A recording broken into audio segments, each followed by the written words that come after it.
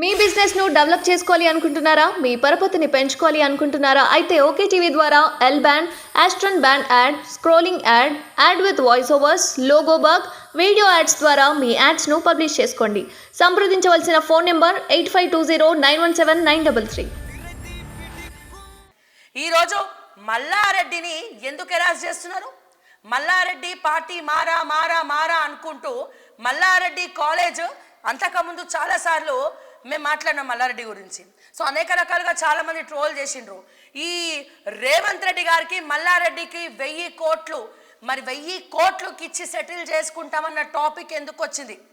మల్లారెడ్డి గారు, నేను అడుగుతా ఉన్నా మిమ్మల్ని, మీరు వేం నరేందర్ రెడ్డిని కలవలేదా? కలిసి 1000 కోట్లు ఇస్తామని చెప్పి బేరం పెట్టలేదా? అండ్ వేం నరేందర్ రెడ్డికి మీకు ఉన్నటువంటి సంబంధం ఏంది? మీరు 1000 కోట్లు ఎందుకు బేరం పెట్టిండ్రు? అంటే ఒక కాలేజ్ నడుపుకున్న మీకు, ఒక మల్లారెడ్డి కాలేజ్ నడుపుకున్నటువంటి మీకు ఇన్ని వేల కోట్ల ఆస్తులు ఏడికెళ్ళి వచ్చినాయి? ఒక ప్రభుత్వానికి, అంటే అధికారంలో ఉన్నటువంటి ప్రభుత్వానికి రేవంత్ రెడ్డి కావచ్చు, వేం నరేందర్ రెడ్డి దగ్గరికి పోయి నేను 1000 కోట్లు మీకు ఇస్తా, దయచేసి నన్ను వదిలేయండి మహాప్రభో అని అడగనికి, అంటే 1000 కోట్లు మీరు ఇచ్చే స్తోమత మల్లారెడ్డి పూనుకున్నాడు అంటే ఆయన ఎన్ని వేల కోట్ల స్కామ్ చేసిండనేది మీరు అర్థం చేసుకోవాలి. ఈ రోజున మేనేజ్మెంట్ కోటాలు 2 కోట్లు, 3 కోట్లు, 4 కోట్లు, 5 కోట్లు, నారాయణ శ్రీ చైతన్య ర్యాంక్స్ లాగా ఈ మల్లారెడ్డి కాలేజే మాత్రమే కాదు. సో ఇటువంటి కాలేజీలు చాలా ఉన్నాయండి. సో ఇష్టం వచ్చినట్టు, దయచేసి మెడికల్ కౌన్సిల్ ముందుకు రావాలి.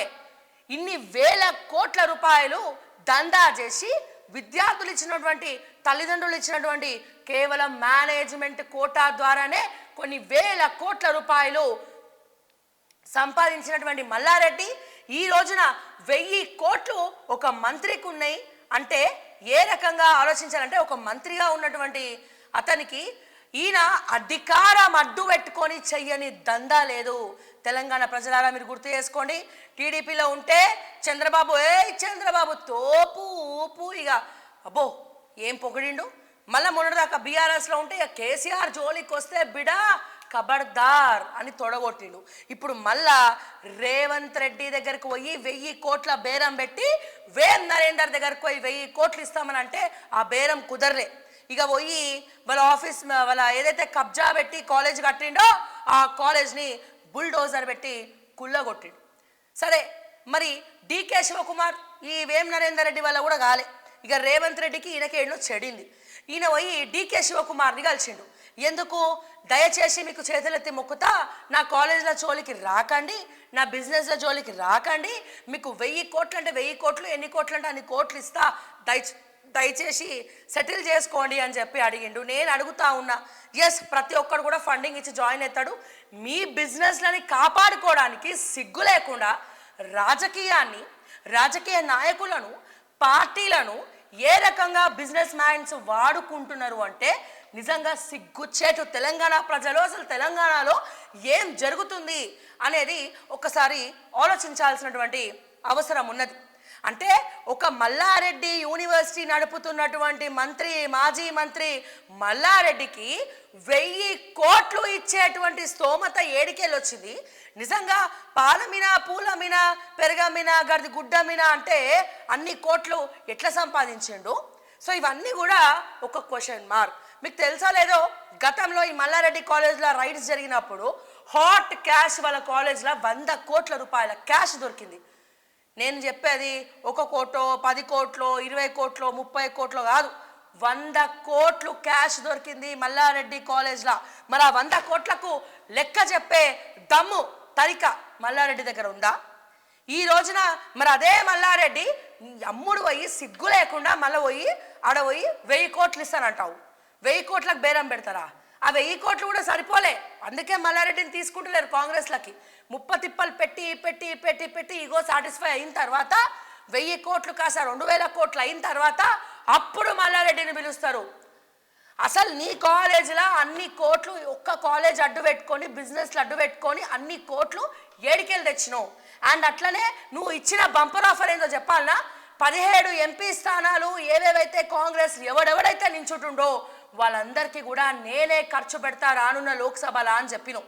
అంటే నువ్వు 1000 కోట్లు మాత్రమే కాకుండా 17 ఎంపీ స్థానాలు కూడా నువ్వు ఖర్చు పెట్టి గెలిపించేంత స్తోమత మల్లారెడ్డి దగ్గర ఏడికెళ్ళి వచ్చిందంటే ఏ గవర్నమెంట్ వస్తే ఆ గవర్నమెంట్ కాలు పట్టుకోవడం, అడుగులకు మడుగులొత్తడం, పాపాలు చేయడం, అవినీతి చేయడం, స్టూడెంట్స్ని ఇబ్బంది పెట్టడం, బ్లాక్మెయిల్ చేయడం, దందాలు చేయడం, సెటిల్మెంట్లు చేయడం, మేడ్చల్ మల్కాజ్గిరి జిల్లాని ఈరోజు ఫస్ట్ పట్టించడం, ఇటువంటి మల్లారెడ్డి చేయనటువంటి దందానే లేదు.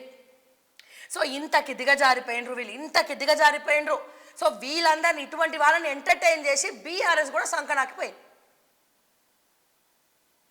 సో ఇప్పుడు ఈ లీడర్లను మళ్ళా కాంగ్రెస్ పార్టీలకి డబ్బులు ఇచ్చి 1000 కోట్లు సరిపోవట, 2000 కోట్లు ఇస్తారా, ఎంత ఇస్తారా అనేది డబ్బులు ఫండింగ్ ఇచ్చి మరి వీళ్ళని రప్పించుకునే ప్రయత్నం చేస్తారు. ఇక నిన్నటి నుంచి ఒక పెద్ద సీన్ నడుస్తుంది. కాలేజ్ స్టూడెంట్స్ని డిమోట్ చేసిండ్రు అండ్ అట్లనే పురుగులన్నం పెడుతున్నారు, హాస్టల్లో చక్కగా లేదు అని. ఇదే మైనంపల్లి హనుమంతరావు గారు ప్రెస్ మీట్ పెట్టి ఇక ఇష్టం వచ్చినట్టు మాట్లాడి ఇక ఛాన్స్ దొరికింది కదా అని ఇక మన కాలేజ్ స్టూడెంట్స్ని ఇక వాళ్ళు మాట్లాడుతున్నారు కదా అని చెప్పి ఇక విపరీతంగా అగ్రికల్చర్ ఏదైతే మల్లారెడ్డి కాలేజ్ ఉందో అగ్రికల్చర్ కాలేజ్, సో దాంట్లో మీటింగ్ పెట్టారు. ఇక మల్లారెడ్డి కోడలు, ఇక మల్లారెడ్డి ఒక ఆడపిల్లని అడ్డు పెట్టుకో అంటే నీ ఇంటి కోడల్ని ప్రెస్ మీటింగ్ పెట్టి నువ్వు మాట్లాడుతున్నావు.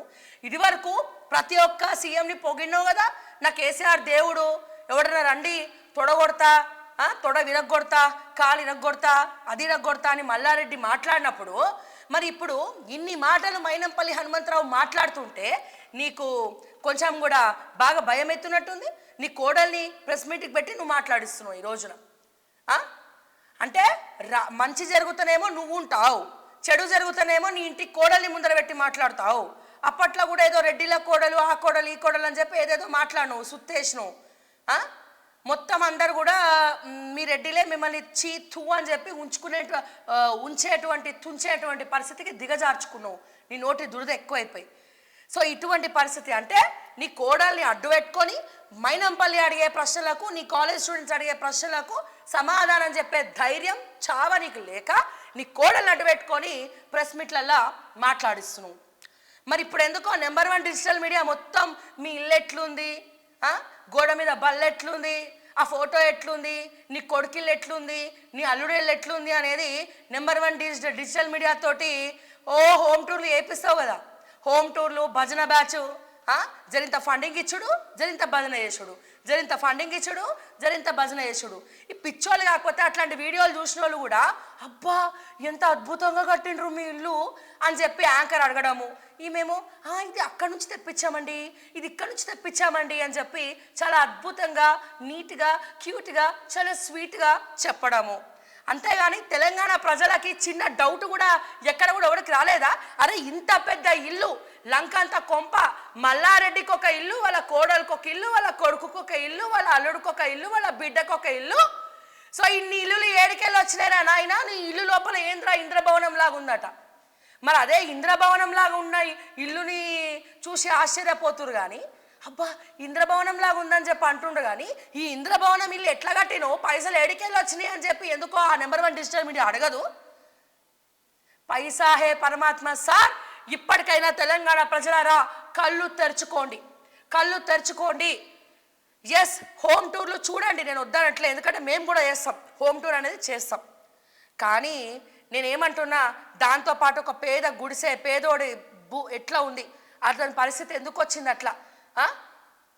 అసలు వీళ్ళు ఇంత ఇల్లు ఎట్లా కట్టిండు మల్లారెడ్డి? ఎస్, ఎంత ట్యాక్స్ ఎగ్గొట్టిండు, ఎన్ని వేల కోట్ల ట్యాక్స్ ఎగ్గొట్టిండు. ఆ ట్యాక్స్ మనం అందరం కూడా కడుతున్నాం, ప్రతి ఒక్కరు కడుతున్నాం. పేద ప్రజలు కూడా పప్పు కొనాలన్నా, ఉప్పు కొనాలన్నా, ఈ పేస్ట్ కొనాలన్నా మనం కొంటే దాంట్లో కూడా ట్యాక్స్ కట్టినట్టే. సో ప్రతి ఒక్క ట్యాక్స్ కడుతున్నట్టే.